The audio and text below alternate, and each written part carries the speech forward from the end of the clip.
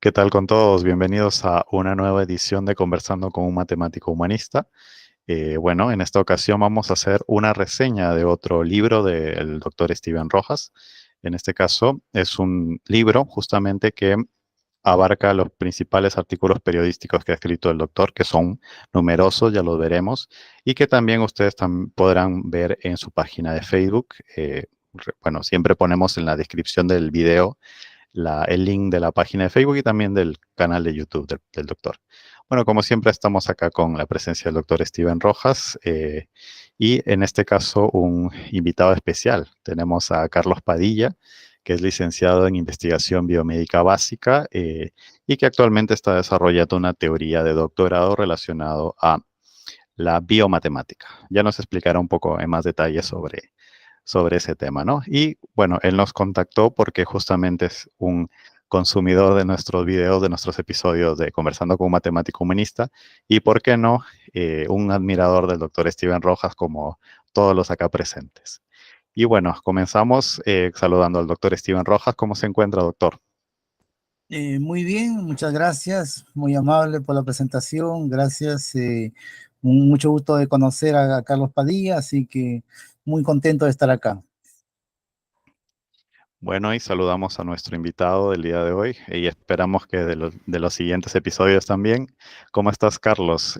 Coméntanos cómo nos llegaste a conocer, cómo llegaste a conocer nuestros videos y también un poco sobre tus antecedentes, digamos, cómo te decidiste a eh, especializarte en la investigación biomédica básica y actualmente qué es lo que estás investigando.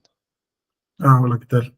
Sí, bueno, me uno a esto porque sí, bueno, había un coloquio de matemáticas, de historia de las matemáticas, compartió el doctor Steven, y desde ahí como que empecé a seguir porque sí me llamó mucho la atención lo que vi en aquella ocasión, y ya después pues vi que estaban en estas entrevistas y una que me atrapó mucho, ¿no? Que hablaban un poquito del ajedrez, que yo no soy tan bueno en el ajedrez, pero me defiendo un poco en matemáticas.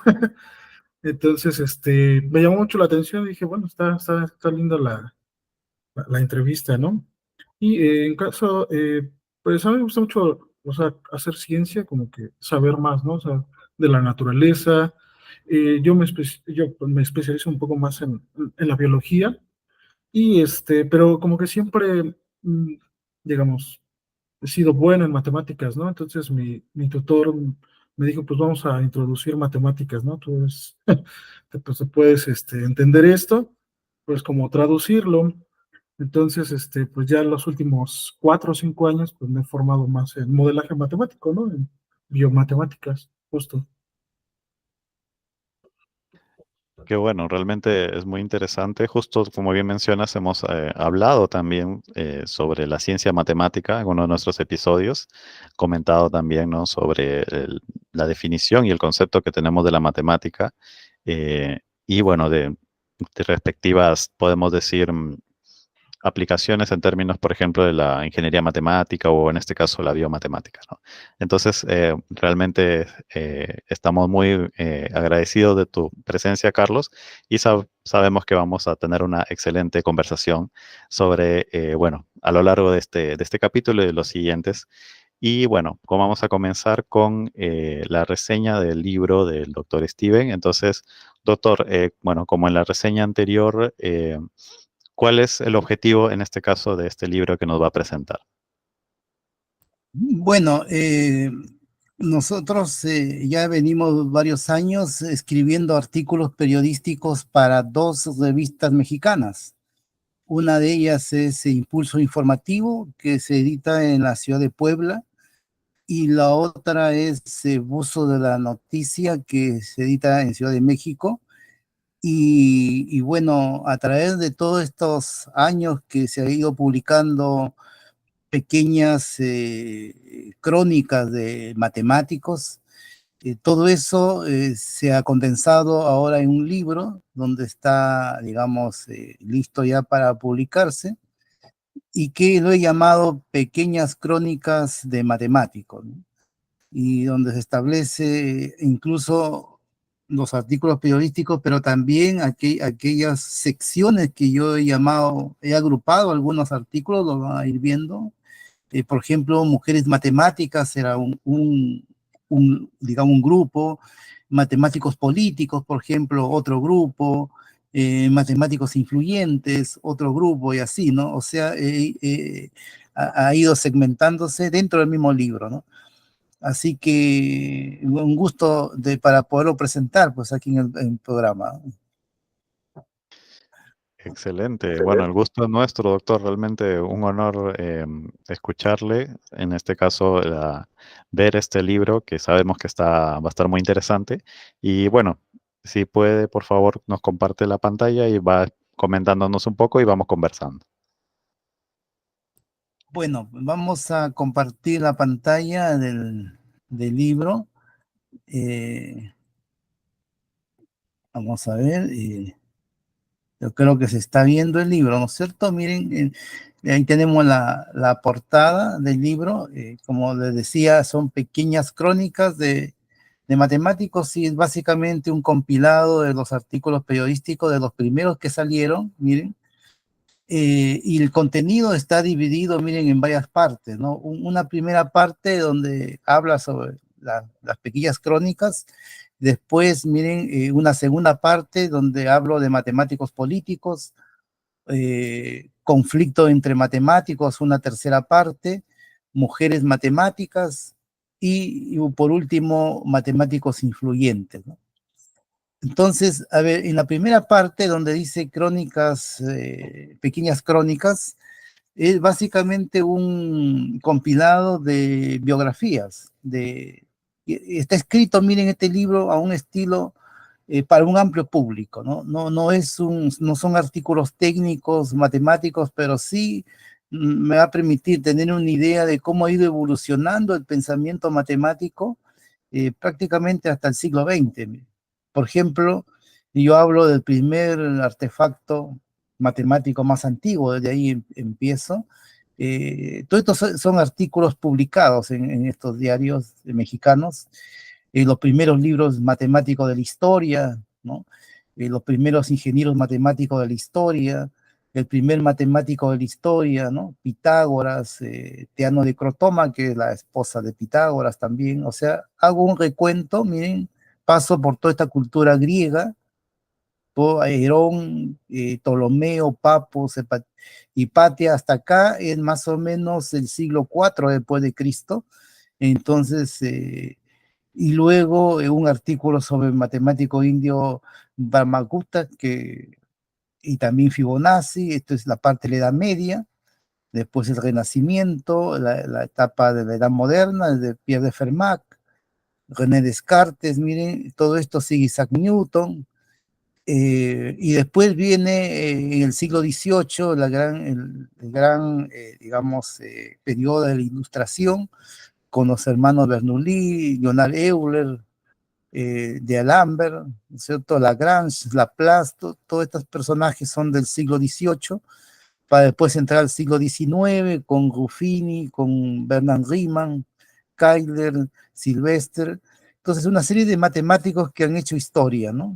Después viene el siglo XIX con Lobachevsky, Monge, la gran geometría que se creó a mediados del siglo XIX, y después Joseph Fourier, que ya es de fines del siglo XIX, Karl Weierstrass, y empieza por el tema de Karl Weierstrass hacia adelante, empieza un poco la matemática un poco más moderna, muy similar a lo que nosotros lo conocemos hoy día, ¿no? Con estos personajes importantes, como Richard Dedekind, por ejemplo, que es fundamental para el desarrollo de la matemática que iba a venir ya en el siglo XX. George Cantor, el creador de la teoría de conjuntos, que resultó ser el elemento esencial para poder describir toda la matemática hasta el día de hoy, a través de la teoría de conjuntos. Poincaré, por ejemplo, Kronecker, David Hilbert, el matemático que acá hemos conversado de que lavó el cerebro de todos los matemáticos. Nosotros hoy día tenemos una matemática estructurada, formal, rigurosa, pensada al estilo Hilbert, ¿no? La matemática no siempre ha sido así como nosotros lo vemos en los textos, ha ido evolucionando. Entonces hoy día tenemos el estilo Hilbert, no solamente en la propia matemática, sino también en la enseñanza de la matemática, ¿no? Kamunahan, y abarco hasta Kulko de Gaka, ¿no? Después en la segunda sección, miren, he agrupado por temas que podían interesar, por ejemplo, matemáticos políticos. ¿Qué matemáticos de la historia eran a la vez políticos, con condiciones políticas, con cargos incluso importantes, amigos de reyes, amigos digamos, de gente poderosa, y ahí tenemos a varios, pues, ¿no? La primera escuela, bueno, Platón, pues, Platón en su libro La República era una escuela para políticos, ¿no? Eh, la ilustración, el genio revolucionario, me estoy refiriendo a Evaristo Galois, por ejemplo, que es uno de los creadores del álgebra abstracta, de a mediados del siglo XIX, era un chico eminentemente político, revolucionario y un gran matemático, ¿no? Husserl también era un pacifista, un político y un matemático a la vez, ¿no? Y así eh, tenemos a varios ahí en esa sección, políticos. Después, otra cosa que también es dentro de la historia, se observa los conflictos entre matemáticos, ¿no? Como seres humanos, a veces tenemos ciertos conflictos de carácter, de egos, de pareceres, todas las debilidades humanas que puedan tener un ser humano también lo han tenido los matemáticos. Entonces ahí hablo de varios, digamos, de episodios de conflictos que han marcado la historia de la matemática. Por ejemplo, Zenón de Ilea con Pitágoras. Tenían ideas conceptuales distintas con respecto a la matemática misma, ¿no? Pitágoras versus Eudocio, el gran maestro Eudocio, que se le debe nuestra idea, nuestra concepción de límite, de acercamiento, es la idea de Eudocio de los griegos, ¿no? Tartaglia versus Cardano, que el famoso conflicto por la solución de las ecuaciones de tercer y cuarto grado, ¿no? La autoría de esas soluciones, había un conflicto y una pelea entre esos dos matemáticos italianos. Newton con Leibniz es el conflicto más famoso, conocido en la historia, por la paternidad del cálculo diferencial, ¿no? Eran personajes que ambos se respetaban, pero que peleaban constantemente por la paternidad del cálculo diferencial integral, e incluso llegó a ser hasta una pelea intercontinental en esa época, ¿no? Porque los europeos salían mucho a favor de Leibniz, que era alemán, mientras que el continente donde se encontraba Inglaterra, Escocia, defendían mucho los ingleses a Newton. Entonces, bueno, y Newton a la vez también tuvo un enemigo, no diría enemigo, sino un adversario académico que fue Hooker, un gran, digamos, matemático, eh, peleándose por la paternidad de las ideas primarias de la teoría de la gravitación de Newton. Después Daniel Bernoulli con Leonard Euler, también una de las peleas más intrincada de la historia.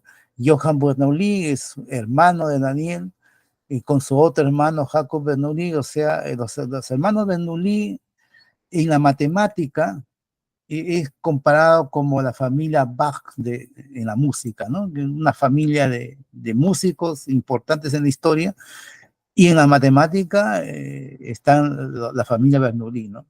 Por lo menos 8 matemáticos, entre padres, hijos, sobrinos, eran matemáticos de primer nivel, pero con un ego tremendo, y entre ellos también había peleas, ¿no? Y por último, el conflicto entre Henri Poincaré y David Hilbert, ¿no? Que finalmente ganó Hilbert, y es lo que nos tiene a nosotros sumergidos en la formalidad matemática, mientras que Poincaré tenía otra idea distinta de la matemática, un poco más intuitiva, ¿no? Él formó una escuela filosófica llamado el intuicionismo, y que tuvieron muchas controversias entre ellos, a pesar que se respetaban igual, los dos se conocieron y se respetaron, pero no tenían la misma idea digamos, en sí de lo que es la matemática y del trabajo matemático, ¿no? Después hablo de las mujeres matemáticas, ¿no? Una sección que tuvo bastante aceptación, me acuerdo cuando lo publiqué, e incluso esta sección lo tengo en audio en Spotify, esta sección de mujeres matemáticas, que aquí narro la historia de, digamos, de los principales, como Teano de Crotoma, que esposa de Pitágoras, que es considerada la primera mujer matemática, la primera mujer o persona en realidad que habla del número áureo. El número áureo nace justamente de la importancia en el trabajo matemático de Teano de Crotoma, mucho antes que Hipatia, ¿no? Teano de Crotoma estamos hablando de 600 años antes de Cristo, y mientras que Hipatia es de 400 años después de Cristo, ¿no? También la primera heroína de la ciencia matemática fue Hipatia de Alejandría, ¿no? Fue muerta, fue torturada por fanáticos religiosos, por defender las ideas racionales que ella tenía, ¿no? Con respecto a las matemáticas. Sofía Germain, Émilie Charlet, está también Anaxi, que tiene una famosa curva con su nombre, Mari Sommelier, Sofía Kowalewska, la primera mujer que se gradúa de doctora en Europa, una época muy complicada, imagínense, en esa época las mujeres tenían que disfrazarse de hombre para poder asistir a clases, ¿no? No podían estar ni siquiera inscritas en una universidad, y mucho menos trabajar en una universidad, o sea, una época muy compleja, ¿no? Y así estas mujeres destacaron, ¿no? Tenemos a la famosa Amy Noether también, una algebrista de alto nivel, a ella se le debe toda la estructura del álgebra abstracta de hoy día. Después Julia Robinson, Marian Mikazaki, que ha sido la primera mujer de ganar la medalla Fields en la historia, ¿no? Murió muy joven, Ingrid Dautevicher, una francesa, que fue una de las impulsoras de la teoría de ondículas, ¿no? Y por último, Karen Uhlenberg, que fue una de las últimas que ganó el premio Abel de la matemática, ¿no? Entonces, hacemos ahí todo una homenaje a las mujeres matemáticas que aún de tenerlo muy difícil, digamos, digamos, su desarrollo profesional, hicieron historia, ¿no? Bueno, además, otro grupo es matemáticos influyentes, ¿no? Que ahí realmente hay muchos más matemáticos influyentes, pero bueno, a mí en el tiempo que yo tuve, alcancé a llegar hasta Alicia Dickentey, que es una matemática argentina, premiada internacionalmente, todavía vigente hasta este momento, pero que tiene una influencia enorme, porque hacer una mujer que tiene una connotación internacional, hay aeropuertos del mundo que aparece su nombre como una mujer símbolo dentro de la ciencia. Entonces, por eso lo he destacado, y bueno, qué más influyente que David Hilbert también, que nos lavó el cerebro a todos, los Bourbaki, un grupo de matemáticos franceses que gracias a ellos eh, tenemos los libros que tenemos de matemática, estructurados y formalizados al estilo de ellos, que era el estilo de Hilbert, obviamente. Son los primeros hilbertianos de la historia son los Bourbaki. Después Andrew Wallace, que fue el que mostró el teorema de Fermat, se hizo famoso mundialmente, el británico, que también después ganó la medalla, el premio Abel de la matemática, ¿no? William Thornton, que estableció la conjetura de las superficies tridimensionales, y que un hombre muy influyente, ¿no?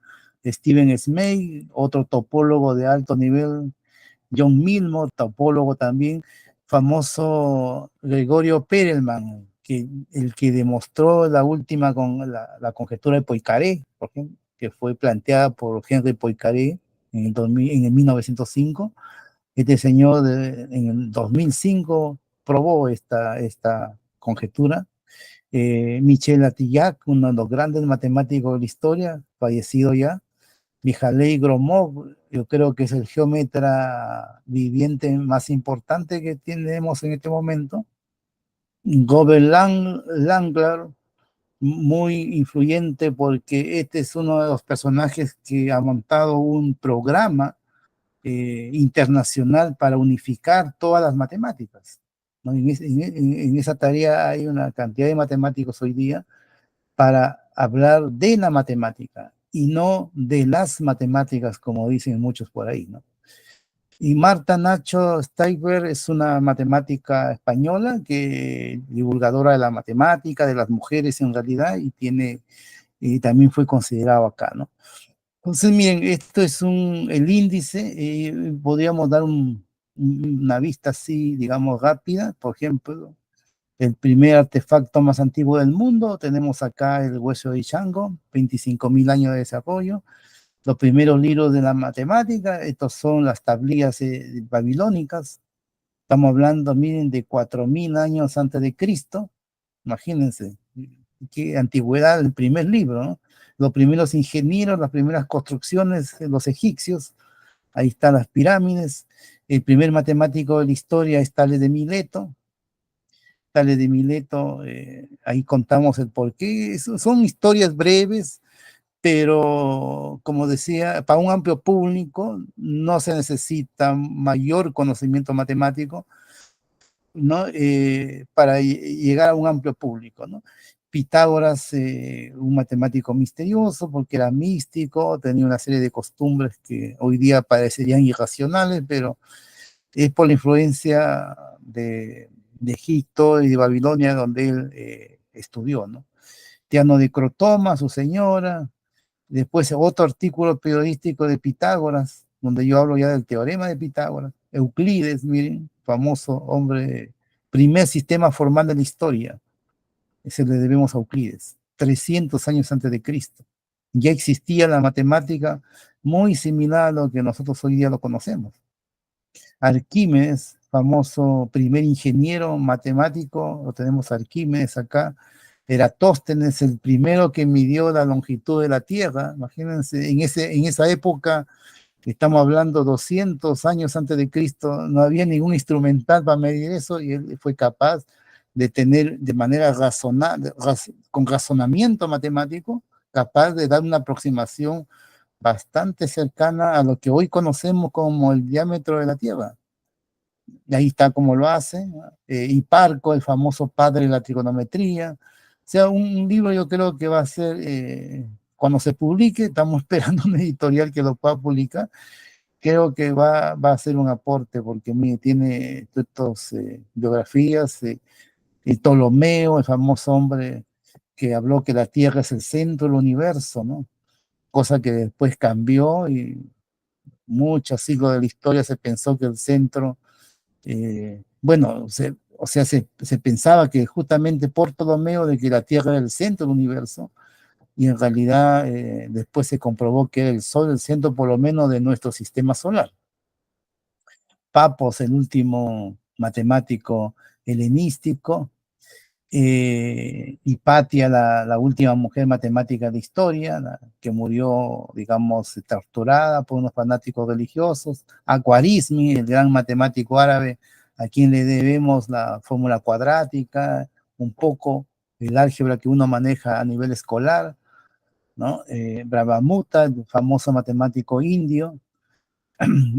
Fibonacci, el que trajo el sistema numérico indio decimal a Europa, porque Europa en esa época, en la Edad Media, todavía se usaba la numeración romana, muy difícil de manipular y calcular, a diferencia de la numeración, digamos, árabe, que hasta hoy día usamos. Se lo debemos a Fibonacci.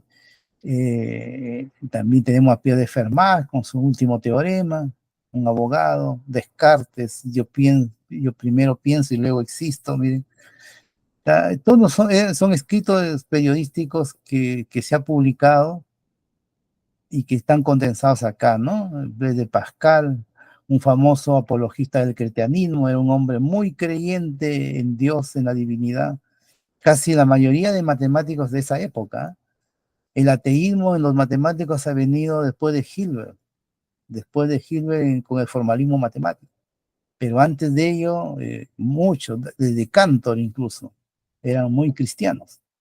La familia Bernoulli, está ahí Leonard Euler, el famoso matemático que escribió 760 trabajos de investigación. Leonard Euler era una máquina, ¿no? Estamos contando también la historia de los Bernoulli por acá, de Alembert, el famoso hombre de la ilustración, Joseph Lagrange, el hombre que inició lo que hoy día conocemos como cálculo variacional. Simón de Laplace, este era un político y matemático, ¿no? Un brillante matemático, un marqués, un aristócrata de la época, ¿no? Legendre, un matemático adinerado que murió pobre, ¿no? El famoso Paolo Ruffini, no sé, lo que hemos estudiado un poco de álgebra, sabemos de la regla de Ruffini, ¿no? Y aquí lo tenemos, era un matemático, sacerdote, era un hombre bien versado. Riemann, el famoso hombre que cambió la geometría. La idea de Riemann de geometría cambió completamente la idea que hasta hoy día tenemos de la geometría, ¿no? Ya no existe solamente la geometría de Euclides. Ahora podemos inventar y construir una serie digamos, de geometrías por la idea que tenía Bertrand Riemann, ¿no? Un precursor también de la teoría de conjuntos.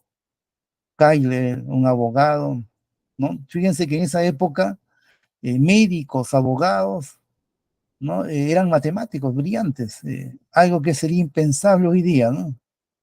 Que haya un matemático, haya un abogado y que sea un brillante matemático, ¿no? En esa época había, miren, el matemático poeta, un hombre con alta sensibilidad, Sylvester, que tiene teoremas con su nombre, en teoría de matrices, por ejemplo, Jacobi, matemático puro, esencialmente puro, glorificaba el espíritu humano del conocimiento matemático por encima de los usos, la aplicación. Hermite, famoso alumno a profesor del Politécnico de París. Todos estos han hecho historia, ¿no? Evaristo Galois, matemático que revolucionó el álgebra, también otro chico político, pero con una, digamos, una visión, cambió el álgebra después de él, ¿no? Cambió bastante, eso fue a mediados del siglo XIX. Y así estamos, Abel, también otro noruego con amplia, digamos, también murió joven y pobre, lamentablemente. Hamilton, el mejor matemático de Irlanda, también tenemos a Lobachevsky, creador de las geometrías no euclidianas, ¿no? Un hombre que amaba y vivía por la universidad. Caspar Monge, geómetra, Peter Dirichlet, el hombre que le debemos mucho, digamos, el inicio del análisis funcional, que es una de las áreas centrales de la matemática de hoy día. Euler, el famoso padre de la lógica simbólica, precursor de las cosas computacionales que hoy día se hacen. Fourier, un matemático utilitarista, él muy reconocido porque formuló la ecuación del calor. Entonces, también fue político, ocupó cargo de prefecturas, fue muy cercano a Napoleón. O sea, eran épocas donde los matemáticos eran, digamos, seres que se conectaban con los poderes, los poderes, el hecho que hoy día ya no es así, cambió totalmente a partir de Hilbert hacia adelante. Después, antes, digamos, tenía mucha influencia en la vida política de los países, ¿no? Karl Weierstrass, no sé si alguien recuerda, por ejemplo, la definición de límite que se da en las escuelas de ingeniería, esa definición por épsilon y deltas, esa definición es de Karl Weierstrass. Entonces, de Dedekind, el famoso hombre que mostró, miren, que pi era un número, que la constante era un número y todos los irracionales eran números. Hasta antes de él, ninguno de esos objetos matemáticos se consideraban números. esos números con infinitos decimales, esos eran objetos matemáticos que no tenían el estatus de número, pero a través de él se probó que eran números y con eso se completó la recta que hoy día usamos en las escuelas, en los colegios, ¿no? Y podemos hoy día asignar a cualquier número real, asignarle un punto en la recta, gracias a los aportes de Richard Dedekind. Bueno, entonces Tacanto, el creador de la teoría de conjuntos, digamos, adversario, Kronecker, tenía un pensamiento radicalmente distinto a Cantor, lo atacó mucho. Poincaré, uno de los universalistas más importantes de la historia, ¿no? Conocedor casi de toda la matemática de su época. David Hilbert, acá está el hombre que lavó el cerebro a todos los matemáticos hasta el día de hoy. Harding, matemático puro. Miren, están todos acá, el famoso matemático Ramanujan, John von Neumann, un hombre que tenía un talento, un calculista. Hay gente que tiene un cerebro privilegiado para el cálculo matemático, ¿no? Y uno de ellos es John von Neumann, ¿no? Era capaz de memorizarse por una simple vista una lista de toda una guía telefónica, una cosa sobrehumana de John von Neumann, ¿no? Kurt Gödel, que mostró que las matemáticas tienen sus hoyos negros y que, o sea, demostró las limitaciones que tiene el trabajo matemático. Es muy interesante su trabajo de él, y uno de los grandes lógicos de la historia, ¿no? Bueno, después de esto ya viene la parte de los matemáticos políticos, ¿no? Por ejemplo, Platón, aquí hablo de Platón. Su primera escuela, la famosa Academia de Platón, era esencialmente una escuela para formar políticos, ¿no? Después en la Ilustración también, ahí hablamos de varios matemáticos políticos. El genio revolucionario, me refiero a Galois. El aristócrata pacifista Russell. Russell se metió mucho a opinar, a dar cartas y todo, digamos, defendiendo la paz, ¿no? Y no la guerra. Tenía una sensibilidad social increíble, ¿no? Y también fue uno de los que desarrolló una escuela filosófica muy potente en las primeras décadas del siglo XX, que se llama el logicismo. El logicismo. Bueno, después tenemos el conflicto entre matemáticos, Zenón versus Pitágoras, son conflictos históricos. Pitágoras versus Eudocio también, Tartaglia versus Cardano, como les expliqué. Esto es una controversia por la autoría de la solución de las ecuaciones de tercer y cuarto grado.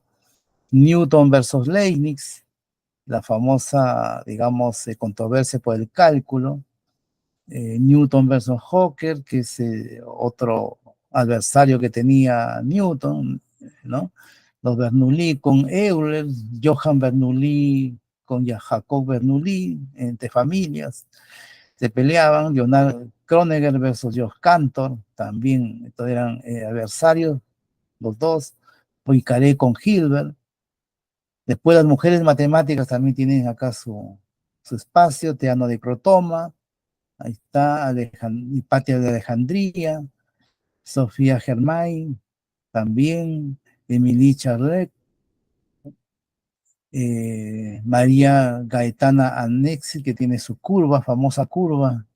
Ahí está la curva de Annexi, miren. Mary Sommerville, también otra matemática importante, Sofía Kowalewska. Ahí está Sofía. Ada Bryan, también. Amy Noether, la famosa algebrista. Una famosa algebrista que era venerada por nada menos que por Albert Einstein. Albert Einstein lo consideraba la mujer más brillante de la historia. A Amy Noether. Julia Robinson, ¿no? María Misahami, que ganó la medalla Fields, la primera mujer de ganar la medalla Fields. Ingrid Atubici, Karin Uhlenberg.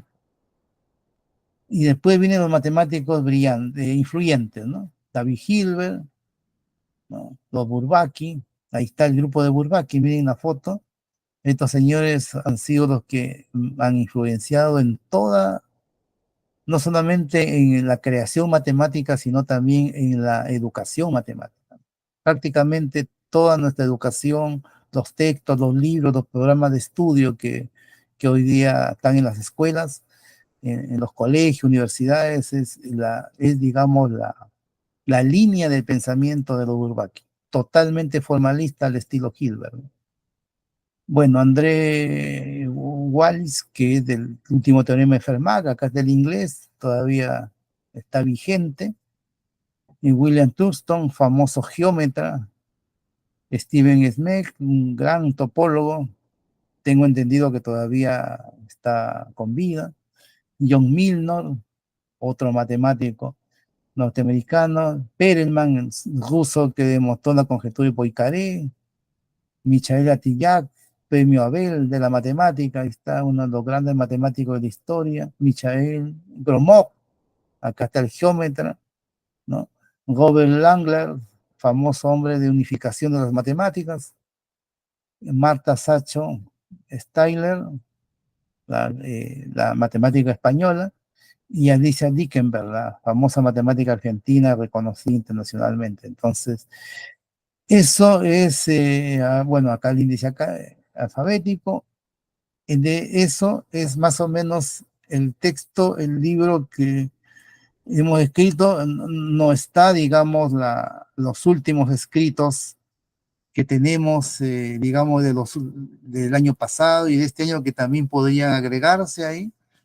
Ya tenemos más biografías que hemos escrito, y también hemos agregado mucho tema filosófico que no está en este Crónica de Matemáticos. Eso está para hacer un tercer libro que hable sobre filósofo de la matemática, ¿no?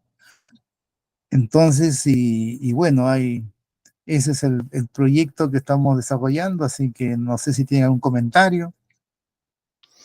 Bueno, primero de todo, siempre felicitarle, doctor. Realmente es un trabajo maravilloso el que está haciendo. Digo está haciendo porque, como usted menciona, todavía hay muchas cosas que se están, digamos, por colocar, por debatir, por, digamos, implementar dentro de las siguientes ediciones que tendrá este y otros libros, ¿no? Y que también se está publicando constantemente.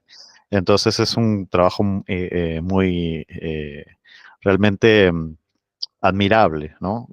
Toda la dedicación que se da, más que todo también el hecho de transmitir estas grandes historias al público en general, ¿no? Porque, como bien señaló, este libro puede ser leído por cualquier profesional, cualquier persona que esté interesada.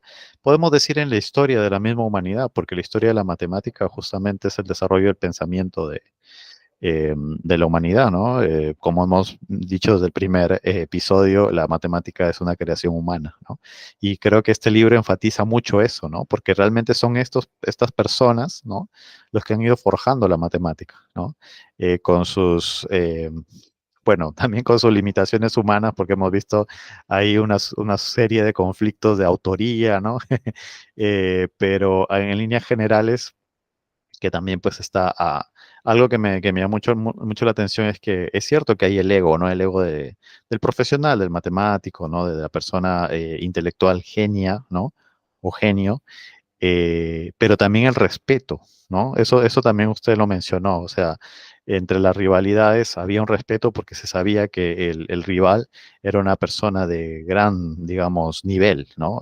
Gran profesionalismo, un excelente matemático, eso eh, no se menospreciaba, sino que más bien se había o una o dos posiciones diferentes respecto a un mismo tema o un tema tal vez de autoría, ¿no? De, por ejemplo, creo que la más famosa es la de eh, Newton versus Leibniz, ¿no? La discusión, incluso que se volvió ya, esto es típico, ¿no? Cuando hay un enfrentamiento entre dos personajes que vienen de naciones distintas, hay como que ya se vuelve incluso algo político, ¿no? Es ya la Europa continental versus el Reino Unido, ¿no?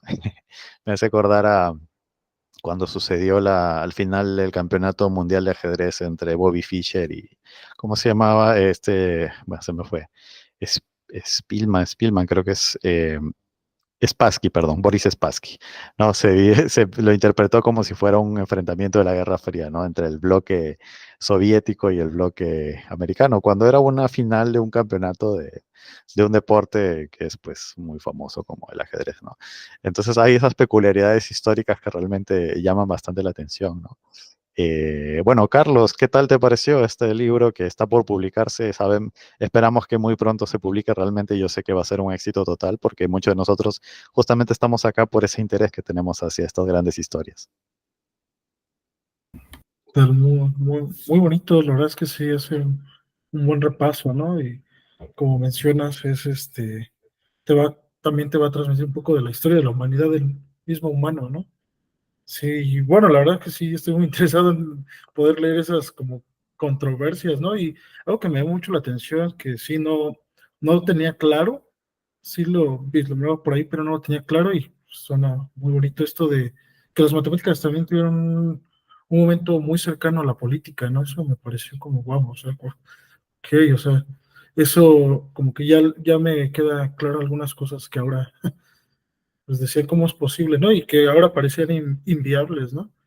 Y también muy bonita esta parte, ¿no? Incluir a la mujer, ¿no? O sea, qué aportaciones nos han dejado, quiénes son, porque sí, yo también, pues, admito, ¿no? Ignoro mucho, pero pues sería padre, pues, documentarme, ¿no? Para poderlo tener, ¿no? Ujú. Así es, realmente esto, como señalaba, hace llegar a un público muy amplio una serie de historias de personajes que a veces nosotros desconocemos, ¿no? Por ejemplo, creo que si le preguntamos a cualquiera, ¿has escuchado hablar de Pitágoras? Todo el mundo va a decir, bueno, sí, me acuerdo de lo que me enseñaron en el colegio o algo, ¿no? Pero si preguntas por su pareja, probablemente pocos te den razón, ¿no? Cuando realmente mucho de lo que del trabajo de Pitágoras también está relacionado con lo que ella realizó, ¿no? Entonces, creo yo que como bien señaló Carlos, es un buen punto de partida como para contar la historia real, ¿no?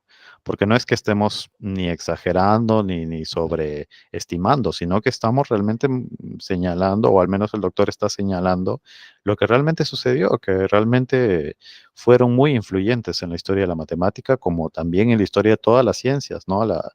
El aporte de la mujer fue muy importante, ¿no? De hecho, eso es un tema que me parece que incluso lo podemos desarrollar como tema principal de conversación, tal vez en otro episodio o comenzar en este episodio, sobre el rol actual, ¿no? Por ejemplo, el doctor está dentro del círculo de los matemáticos, ¿qué nos puede decir, no? Así brevemente, doctor, como para después expandir sobre la presencia de la mujer dentro de los círculos matemáticos.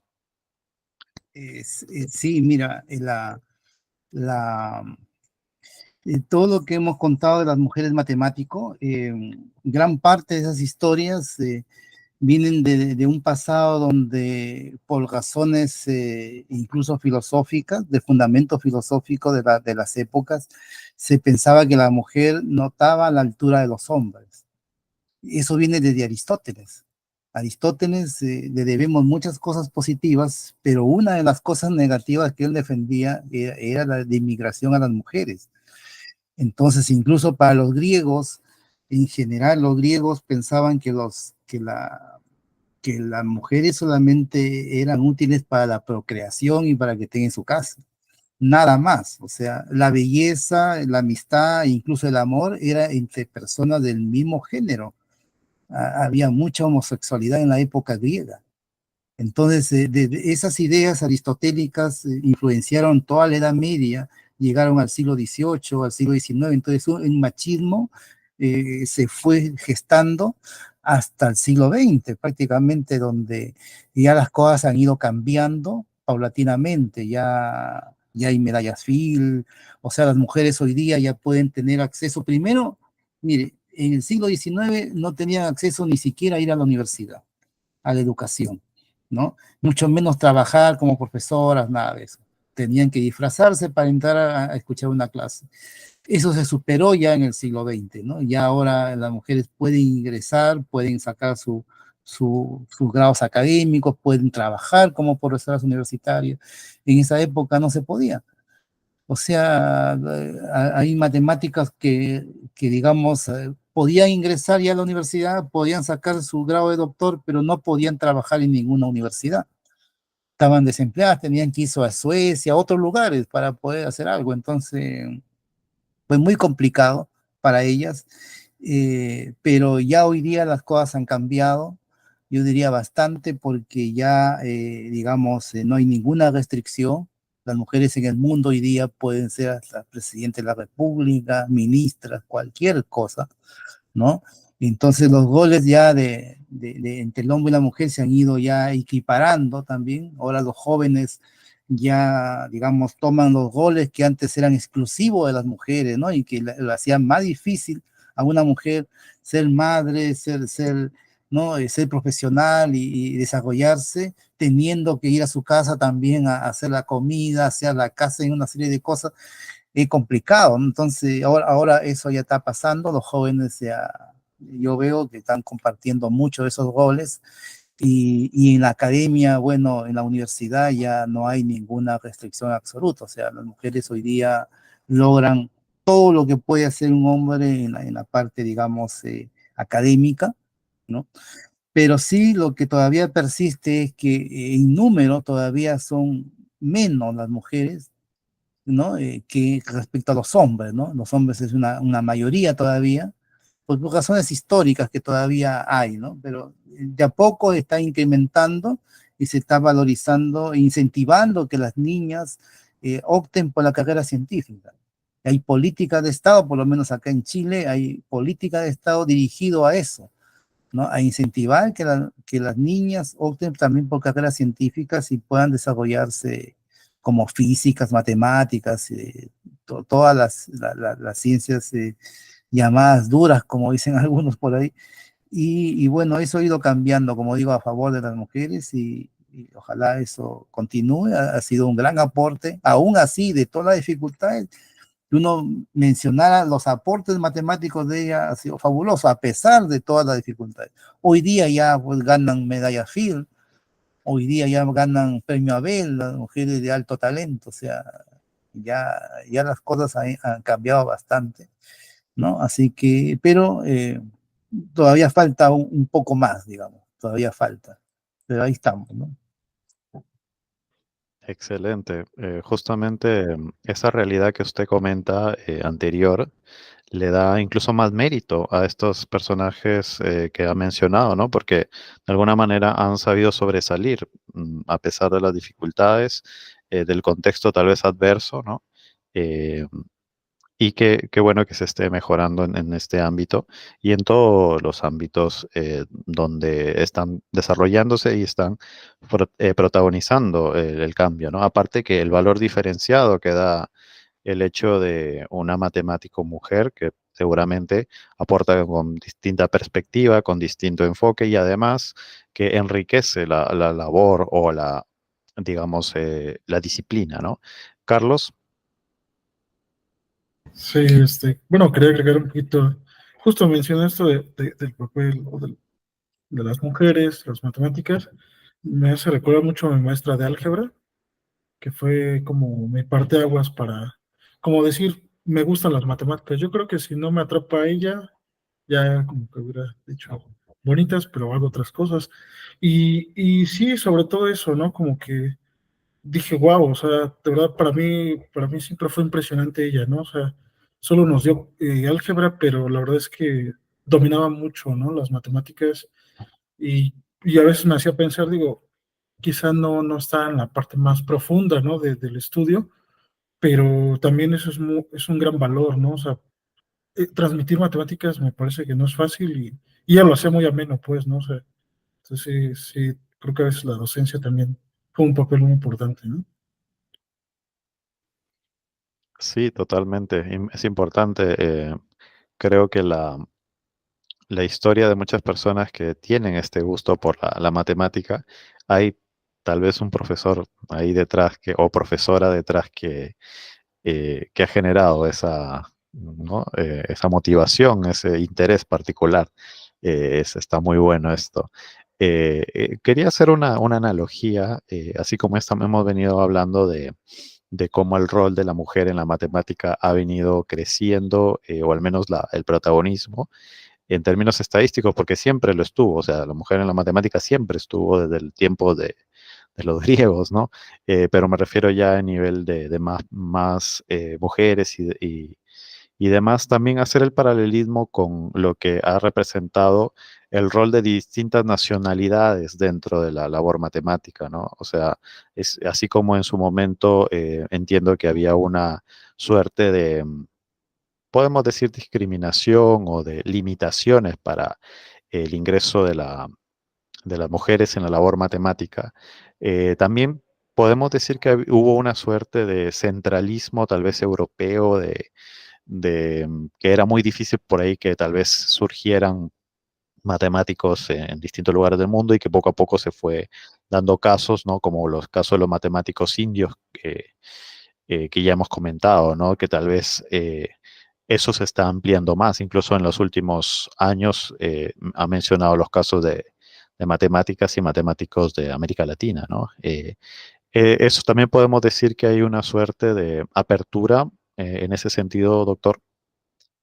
Mira, lo que sucede, mira, de que el desarrollo histórico, eh, digamos, de los pueblos ha venido de Europa por diferentes razones, ¿no? Por diferentes razones sería largo comentar las razones por las cuales se desarrolló allá una ciencia, un conocimiento, y entre ellos la matemática, ¿no? Pero, y por eso que en esos primeros siglos, digamos, hay un centralismo, como bien dices, del conocimiento, no solamente matemático, en general científico y todo, pero que justamente desde el mismo Europa, con la idea de Hilbert, ¿no? De hacer que la matemática se convierta como una especie de lenguaje universal, ¿no?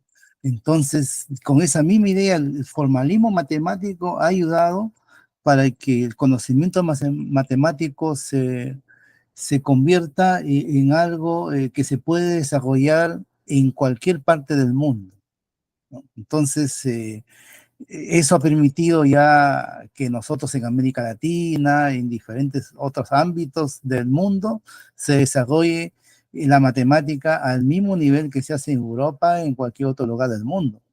Entonces de ahí ha emergido ya nombres de matemáticos latinos, matemáticos, digamos, de otras latitudes, que han aportado a la ciencia y que matemática y no tienen nada que envidiar a un matemático europeo o americano en este momento. O sea, estamos viviendo una época completamente distinta, claro, o sea, pero es la misma matemática universal. Eso yo quisiera, ojalá que quede como idea, ¿no? Porque muchas veces se habla de que, por ejemplo, en América pudo haber habido otro tipo de conocimiento distinto al europeo, ¿no? ¿No? Y que nadie duda que pueda haber sido, pero al no haber una evidencia, entonces no hay, por ejemplo, el Imperio Inca no tenía ni escritura. Entonces, eso de ahí lo limitaba completamente. Quizás tendría otro tipo de conocimiento, quizás similar a la matemática que hoy día conocemos, pero no es la matemática que uno conoce, que uno se desarrolló desde Grecia y de Europa, ¿no? Entonces, eso de ahí por razones históricas, pero como te digo, hoy día ya eso está universalizado, ¿no?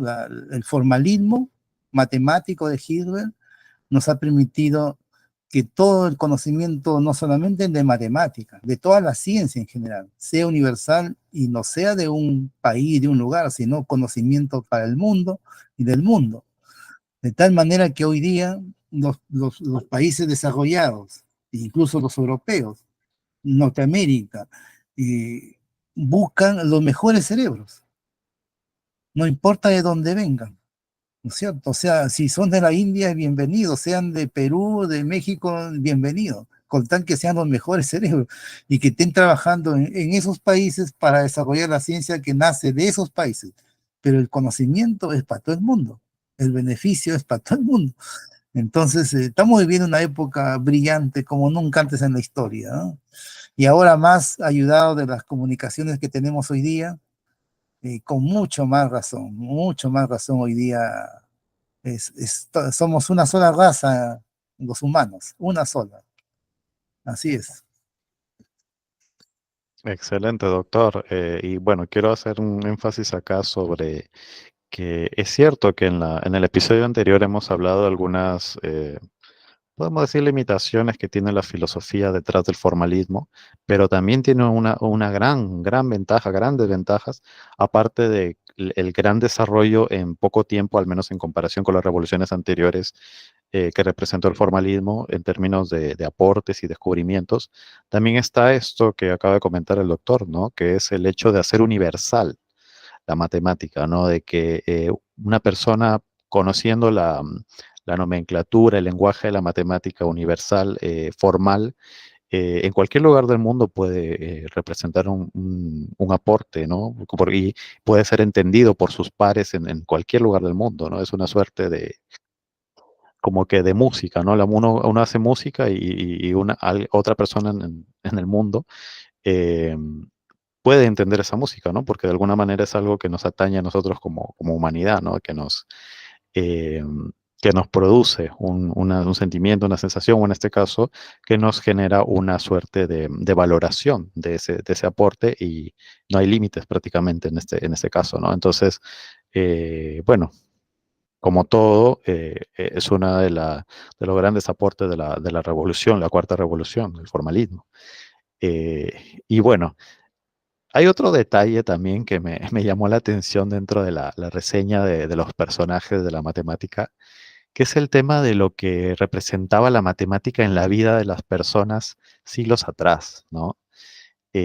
Por ejemplo, no me extrañaría que, no sé, tal vez en una corte de Francia del siglo XVIII o XVII, haya fuertes debates, aparte de debates políticos, debates económicos, como siempre los ha habido, debates sobre temas netamente matemáticos, ¿no? Tal vez es cierto que, como bien señaló el doctor en episodios anteriores, esa época la educación matemática era muy elitista, muy, digamos, solamente orientada a unas pocas personas. Pero creo yo que era una parte importante, ¿no? Creo yo que de alguna forma era una formación que se le prestaba bastante peso y además que representaba un protagonismo, como digo, en la vida social de las personas. ¿Es así, doctor, o me equivoco? En sí, la matemática siempre ha sido elitista y para pocas personas. Lo que tú mencionas con respecto a que podían haber debates dentro de ámbitos extra matemáticos, ¿no? Por ejemplo, en una corte, ¿no? En algo así, yo no creo que sea tanto así, ¿no? Lo que sucedió sí es que muchas personas, diplomáticos, por ejemplo, abogados que litigaban en cortes, ¿no? Médicos que atendían pacientes, digamos, la medicina, tenían como hobby, como una cosa de hobby, estudiar matemática, plantear problemas matemáticos, resolver problemas de matemática. Entonces, por ejemplo, Pierre de Fermat, que era famoso, digamos, uno de ellos, ¿no? Una persona, el mismo Leibniz era un diplomático, un abogado. Entonces, ellos estaban todo el día en la corte litigando y hablando con gente importante, y miren cómo es su genialidad, pues en sus tiempos libres, en su casa, o cuando estaba viajando en el tren, perdón, en el carruaje, estaba viajando, estaba mirando temas matemáticos, entonces, y le gustaba, digamos, entretenerse en eso. Entonces, había muchas personas así, con amplia cultura, ¿no? Que te sabían de historia, te sabían de filosofía, te sabían de teología, ¿no? Entonces, y la matemática que ellos manejaban también era con bastante reflexión filosófica, por la amplitud de conocimiento que ellos tenían. Entonces, los escritos de esos señores, ¿no? Hasta el siglo XIX, ¿eh? Incluso hasta el principio del siglo XX, eran de esa naturaleza, ¿no? Estaban abordando un problema, pero ese problema lo recreaban y lo analizaban y con fundamentos filosóficos, con ideas, incluso hasta ponían a Dios ahí, trataban de sus creencias también conectadas con la matemática. Todo eso se perdió. porque esa matemática ya no la hemos conocido nosotros. Nosotros ya hemos conocido una matemática donde nos dicen el polinomio se define así, las operaciones son de esta manera, ¿no? Los problemas son así, lo hemos conocido, sin historia, sin filosofía, sin conexión de nada. Entonces, se ha aislado, el formalismo ha aislado el conocimiento matemático, pero eso ha hecho de que tanto el profesor de matemáticas, los matemáticos, ¿no? Seamos gente que quizás nos falte cultura humanística, nos falte conocer más de la historia, de la filosofía, desconocemos. Yo me he encontrado así con esas sorpresas, matemáticos profesionales, ¿no? Investigadores de alto nivel, pero que no tienen idea de cómo era la matemática en el siglo XIX, cómo eran los artículos de investigación en esa época, ¿no? Y cómo el matemático de esa época tenía una cultura como para poder mezclar cosas que hoy día dentro del formalismo no tendrían cabida, para nada, no tendrían cabida para nada, pero esa es una de las debilidades que tiene el formalismo, ¿no? Pero sí lo ha potenciado la matemática, porque en el momento en que uno, desde el punto de vista formal, crea sus propios axiomas, crea su propia estructura, entonces uno tiene una libertad para poder generar una serie de cosas. Pero si uno se va al fondo de, ¿no?, de los conceptos, ahí hay debilidades, hoyos, porque a veces el matemático actual no le interesa, pues no le interesa solamente operar, crear conocimiento y resolver problemas, eso le interesa. Pero si uno le pregunta, a ver, ¿qué es un conjunto? Por ejemplo, no le interesa saber, ¿no? Entonces, eso es lo que pasaba, eso es lo que pasaba, o sea, había muchos aficionados. Además que, miren, en esas épocas no existía una carrera así como decir, quiero ser matemático. Eso es un invento relativamente nuevo. En esa época o estudiabas derecho, teología, filosofía, medicina, eso estudiabas. Entonces, todos estos matemáticos que hemos hablado, estos del siglo XVIII, XVII, el mismo Newton incluso, no era que iba a la facultad y quería estudiar matemática, no, estudiaba filosofía, estudiaba derecho, medicina, y después ellos le empezaba el bicho de la matemática muchas veces dentro de como cuando eran estudiantes y seguían por esa línea y al final se convierten en profesores de matemática y no ejercen ni la medicina, ni el derecho, nada. Entonces, esas son cosas que hoy día ya no se dan. Hoy día que uno le diga a un abogado o uno que quiere ser abogado que estudie algo de matemática, pues no va a querer. Entonces, ha cambiado completamente, ¿no? Eso sí, lo que ha pasado ha sido eso, ¿no? Excelente, muy claro, gracias por las aclaraciones. Entonces, bueno, claro, digamos que en esos siglos anteriores era una suerte de pasatiempo bastante común dentro de las personas educadas, ¿no? Las personas profesionales, em, como otros pasatiempos que tal vez se han ido perdiendo a lo largo del tiempo, ¿no? Por ejemplo, eh, me acordé de esta famosa escena de la película La vida es bella, creo que la hemos visto los tres, famosa película, de que había un señor muy culto, un doctor que le gustaban las adivinanzas, ¿no? El protagonista, él siempre le traía adivinanzas, eh, digamos, cada vez más complicadas, ¿no? Y este doctor realmente estaba fascinado con descubrir cuál era la respuesta a esa adivinanza, ¿no? Y así, ¿no? Por ejemplo, yo creo que el ajedrez también era un pasatiempo antes mucho más popular que ahora, ¿no? Ahora tal vez estamos más con pasatiempos, tal vez de, no sé, videojuegos o otro tipo de juegos no tan, tal vez, formales o mentales como pueda ser eh, el ajedrez. Que claro, obviamente tiene también los videojuegos su respectiva, digamos, desarrollo, ¿no? Pero la lectura también es uno de los pasatiempos que antes era bastante común, creo yo, como no había televisión, no había radio, no había internet, eran bastante común, creo yo, ¿no? La lectura, eh, digamos, era tal vez así como actualmente es hablar, digamos, es bastante común hablar de la última película que salió o lo que pasaron en la televisión aquella vez o lo que pasó en internet aquella vez. Seguramente, pues en esa época se hablaba mucho de los libros, del libro más famoso que se publicó en esos momentos, ¿no? y incluso en la matemática, ¿no? Tal vez los últimos grandes descubrimientos que se han hecho de la matemática y se hablaba mucho de eso al respecto, ¿no? Entonces, claro, entonces dentro de toda esta forma de vida anterior o de siglos anteriores, la matemática pues era justamente una suerte, como bien señala doctor, de un pasatiempo y que obviamente pues lo podía tener un abogado, un político, cualquier persona, incluso de todas las edades, ¿no? Casos de jóvenes que se apasionaban por esta disciplina, ¿no? Y bueno, aparte que estaba dentro de un marco, como bien señala el doctor, integral, holístico, ¿no? Dentro de la formación de otras disciplinas, de otras ciencias, y eso generaba tal vez una suerte de visión del mundo, podemos decir, menos, tal vez especializada, ¿no? Sino tal vez un poco más integral, ¿no? Justamente de lo que hablábamos sobre ser matemático humanista, ¿no? Tener esta visión un poco más integral de las distintas ramas del saber, ¿no? De lo que es un ser humano, porque prácticamente nosotros tenemos, así como tenemos la parte matemática, ¿no? Por algo hemos creado la matemática como humanidad. También tenemos distintos roles, ¿no? Distintas partes. Por ejemplo, la formación musical también era muy importante, ¿no? El hecho de desarrollar o practicar algún arte, ¿no? Así como también el hecho del el desarrollo físico, ¿no? ¿Cómo se dice?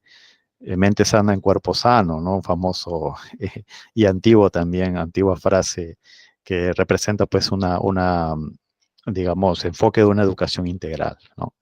Entonces, bueno, quería hacer esa reflexión, ¿no? Sobre cómo el rol de la matemática ha ido cambiando, tal vez, ¿no? Y así como hemos señalado los grandes aportes del formalismo, tal vez ahí tendríamos que señalar también la limitación que señala el doctor, ¿no?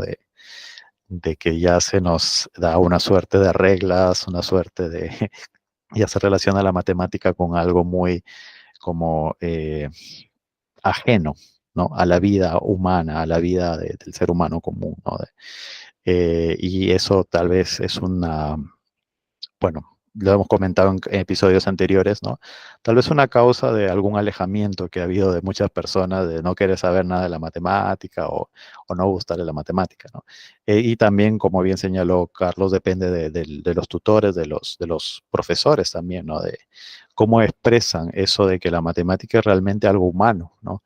Así como la música, así como, no sé, la ciencia, el deporte, esos son creaciones humanas, ¿no? O sea, forman parte de nuestras vidas, ¿no? Eh, bueno, ahora otro aspecto que también me llamó bastante la atención dentro de la reseña del doctor sobre el libro es el trasfondo filosófico, ¿no? O sea, cómo es importante entender a cada personaje, a cada matemático dentro de su época, de su trasfondo filosófico, ¿no? Y eso es algo que siempre está presente. Incluso el doctor mencionó en uno de los episodios anteriores que tenemos actualmente una filosofía predominante, al menos en muchos ámbitos, aspectos, que es la de la posmodernidad, ¿no? Entonces, también cuando nos habló de algunos matemáticos, nos habló que estaban en un trasfondo filosófico el romanticismo y así, ¿no? Entonces, podemos decir, doctor, que el desarrollo de la matemática es una causa, es una consecuencia o es una relación en ambas direcciones con el desarrollo de la filosofía a lo largo de la historia de la humanidad. Mira, yo diría que no solamente la matemática, sino todo el conocimiento humano tiene una fuerte influencia filosófica, ¿no? Dentro de corrientes filosóficas se estructura la política, se estructura las culturas en cada región, en cada país, y un matemático es un ser humano que está inmerso en ese mundo, entonces lógicamente que tiene una influencia su trabajo, su visión incluso de su disciplina, influenciado por las grandes corrientes filosóficas que hay, ¿no? Y como tú bien mencionabas, hoy día estamos con el posmodernismo y estamos dentro de las matemáticas con el formalismo matemático. O sea, aquí cualquier matemático de hoy día que tú le preguntes sobre su trabajo, El matemático te va a decir, te va a decir totalmente que está dentro de esta escuela formalista, ¿no? Eh, que no necesita historia, por ejemplo, no necesita filosofía para desarrollar su trabajo, ¿no? Entonces, pero lo que él no a veces es consciente es las limitaciones que tiene estar dentro de este formalismo, justamente, ¿no? Entonces esas cosas no lo comprende, pero sí veo los grandes matemáticos. Cuando uno habla ya de los matemáticos influyentes, todos esos personajes que están ahí, cuando uno ve su trabajo, sus aportes, sus artículos de investigación, sí ve trasfondo filosófico, los grandes matemáticos. Pero la gran mayoría, nos damos, las personas que se investigan, digamos, de manera así, digamos, como normal, diríamos, así, entre comillas, ¿no? Hacen su contribución, su aporte, ¿no? Dentro del formalismo, es una contribución a la matemática, pero muchas veces se carece de ese panorama que se necesita tener para poder ver si esa contribución es realmente importante o no, ¿no? Entonces, eso de ahí muchas veces se desconoce porque para ello se necesitaría tener una cultura filosófica, una cultura histórica de su propio tema incluso, ¿no? Entonces, al desconocerlo, no le podríamos pedir más.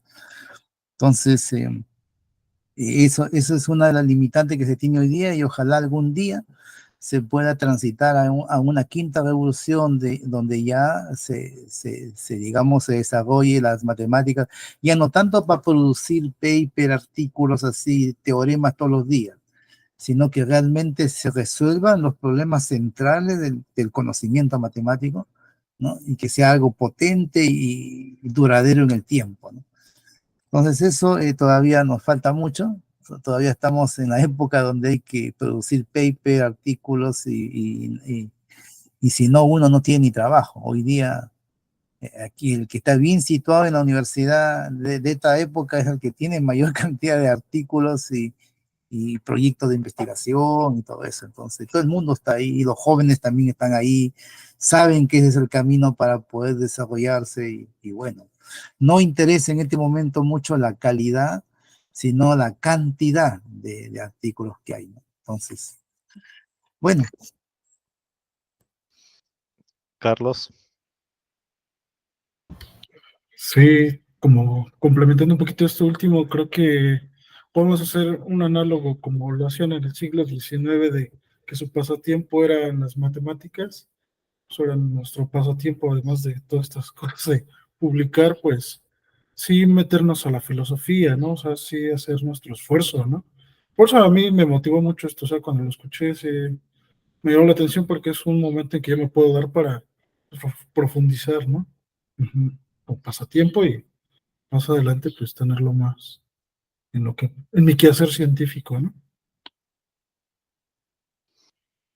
Sí, es un pasatiempo hermoso la filosofía, ¿no? Creo yo que independientemente, claramente ahorita hablamos de matemática, pero independientemente de la profesión, es muy importante cultivar ese pasatiempo, ¿no? El de la filosofía. Sobre todo también ¿cómo se dice? Los valores de la filosofía. Por ejemplo, el hecho del cuestionamiento, ¿no? Del espíritu de análisis crítico, el criterio, ¿no? Ejercitar eso ayuda de alguna manera a que no estemos en lo mismo. Es cierto que estamos, como bien dijo el doctor, estamos viviendo la revolución que nos corresponde en esta época, ¿no? Estamos fuerte con el tema de los papers, del formalismo, ¿no? La especialización, puedo decirlo de alguna manera, ¿no? Pero claro, los vientos de cambio van a soplar en donde haya una superación, ¿no? Una especie de percepción o un panorama más allá de lo que estamos viviendo actualmente, una perspectiva, mejor dicho. Y quién sabe, por ahí un abogado o un político o alguien que tenga como pasatiempo la matemática actualmente termine jalando hacia esa orientación. Y la historia de la matemática nos ha señalado pues, que no necesariamente ha sido gente, no ha sido necesariamente un ingeniero o o un científico, digamos, de las ciencias que relacionamos a la matemática, los que han representado los grandes cambios en la evolución del pensamiento matemático, ¿no? Entonces, si hay un abogado o alguien de letras que nos está escuchando y tiene esa afición por la filosofía y la matemática, bueno, comentarle que eso es bastante común, al menos me refiero en la historia de la humanidad, la matemática ha sido una parte importante, integral de la educación. Entonces, que sigan desarrollando ese pasatiempo, porque realmente eso nos va a dar como bien dijo Carlos, un enfoque, una perspectiva. Y aparte que es algo que nos atañe como seres humanos, ¿no? O sea, el hecho de que realmente, doctor, usted siempre nos comenta que ha tenido muy buena acogida los artículos que usted ha escrito sobre filosofía e historia de la matemática. Y yo creo que es porque de alguna manera es algo que, no digo a todos, pero mucha gente le gusta, ¿no? A saber sobre cómo ha sido el trasfondo filosófico, la historia, el contexto en que vivía cada matemático, eh, cómo eran los aportes en ese momento, que no, como bien dijo el doctor, no eran bajo la concepción que tenemos actualmente formalista de la matemática, ¿no? Era de otra forma, ¿no? Incluso muchos relacionándolos con la religión, o con aspectos de su época, ¿no? Y eso me parece que es más enriquecedor, ¿no? Saber cómo surgieron los aportes en el momento en que surgieron, bajo las limitaciones o bajo el enfoque o bajo la cosmogonía, por decirlo de alguna manera, que tenían en ese entonces, ¿no? Y qué importante es eso para señalar de que estamos viviendo una revolución actualmente, la del formalismo, pero que han habido otras 3 revoluciones más que en otros contextos y con otro lenguaje, ¿no? Un poco para ampliar la mente, ¿no? Y realmente ya este episodio se nos ha ido, como siempre, muy rápido porque ha estado muy interesante la conversación. Y bueno, doctor, quería sí, pedirle si nos podía dar algunas palabras finales sobre estas reflexiones que hemos venido haciendo respecto a los grandes personajes de la matemática. Sí, mira, yo me alegra mucho que a ustedes y a mucha gente le interese el tema de la matemática conectada con la historia y la filosofía, ¿no? Digamos, yo creo, esencial hoy día para poder comprender y entender, ¿no? Saber un poco de historia y filosofía. Y sea parte de la formación de cualquier matemático o de cualquier profesor de matemática, e incluso un curso libre para cualquier profesional de cualquier área que pueda tener acceso a este conocimiento, porque le va a dar una visión, yo creo, independiente de su área de especialización, le va a dar una visión de cómo se desarrolla el conocimiento humano. Que no hay que perder de vista que cualquier conocimiento que nosotros hayamos inventado, que es prácticamente todo, la política, la economía, la sociología, todo, en todo está la matemática. Entonces, para entender todas estas cosas se necesita saber de matemática. Y eso lo hemos estructurado nosotros mismos como sociedad. No es que los números estén en el universo, como decía Platón, no nada de eso, sino que nosotros mismos lo hemos realizado. Entonces, de tal manera que hoy día la persona que no sabe matemática está totalmente limitada para entender hasta lo mínimo. No podría ni siquiera levantarse de su cama sin saber la hora en que se va a levantar, porque si no sabe matemática no va a entender ni los números. Entonces, está todo estructurado así. Entonces, es esencial para cualquier profesional de cualquier área conocer, ¿no? Y a través de ese, digamos, pensamiento matemático en la historia, va a ir entendiendo también cómo ha ido su disciplina desarrollándose a través de la historia. Va a ir entendiendo cómo las primeras ideas, por ejemplo, de la economía nacieron, ¿no? Cómo fue el contexto, y ahí va a observar que los seres humanos tendemos a pensar, tenemos el mismo cerebro, pensamos muy similar. O sea, el desarrollo matemático en sí lo vas a ver reflejado en la sociología, en todas las áreas, en la biología, en la química, lo vas a ver reflejado, porque somos seres humanos con el mismo cerebro y hemos tenido las mismas influencias, mi mismo desarrollo cognitivo y bueno, vas a integrar tu disciplina con las demás disciplinas y como columna vertebral la ciencia matemática. Entonces, por eso es importante, ¿no? Ese es el mensaje que yo quería finalizar, así que bueno, ha sido muy entretenido la charla, así que nos veremos en la próxima para seguir conversando ese tema, así que mucho gusto de conocer a Carlos Padilla y me alegra mucho que le interese estos temas, que los jóvenes le interesen estos temas y que bueno, pueda también convocar a más personas que puedan participar también, ¿no? De estas conversaciones, ¿no? Excelente, doctor. Carlos, ¿cuáles serían tus reflexiones finales y, si se pudiera, algún mensaje para personas que, así como tú, que están haciendo una tesis o que están en el mundo del desarrollo académico, para que le den una oportunidad, ¿no? Probablemente nunca le han dado esa oportunidad que, que seguramente les va a enriquecer en su formación.